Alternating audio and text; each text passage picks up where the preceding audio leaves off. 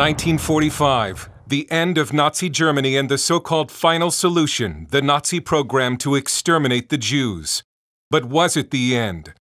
A German professor says the spirit of the final solution did not die with the Nazi regime, but was passed on to Israel's enemies in the Middle East.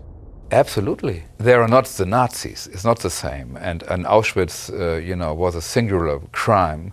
There are no gas chambers and stuff like this. But you can say the ideology of the Nazis is still alive. And you see it by the arbitrary killing of Jews.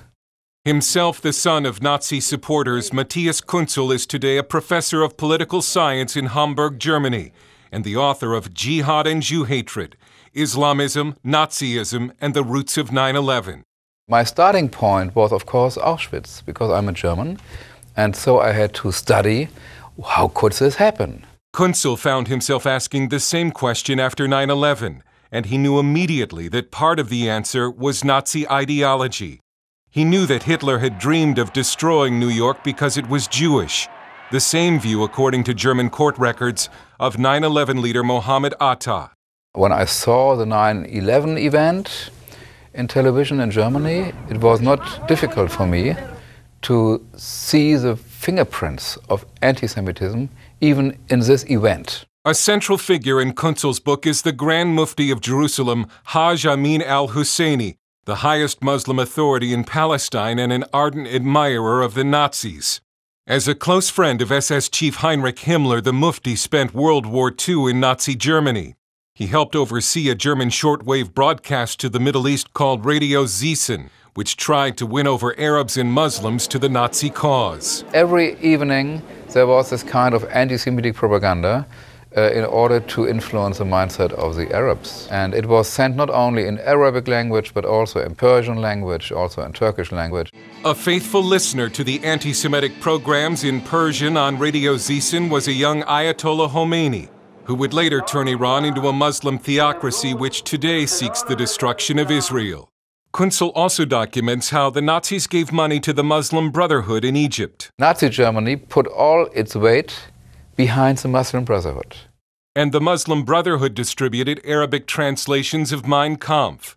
The Muslim Brotherhood is the parent of terrorist groups like the PLO, Hezbollah, Hamas, and Al-Qaeda. The Mufti living in Berlin hoped to bring the Nazis' final solution to Palestine and was personally responsible for persuading the Nazis not to free 5,000 Jewish children, who were sent to death camps instead.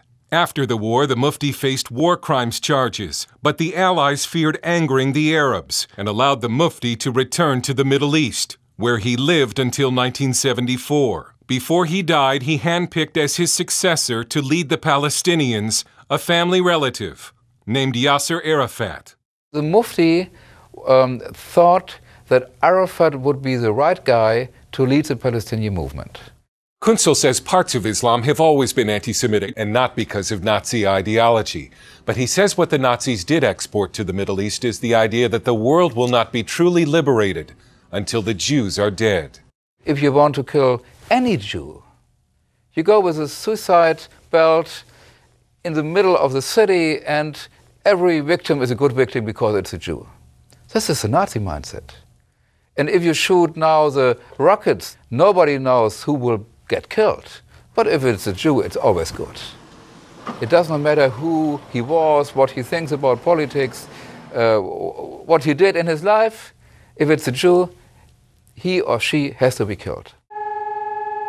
As Israel remembers the Holocaust, Iran seeks a bomb it can use to erase the Jewish state in order to make a better world.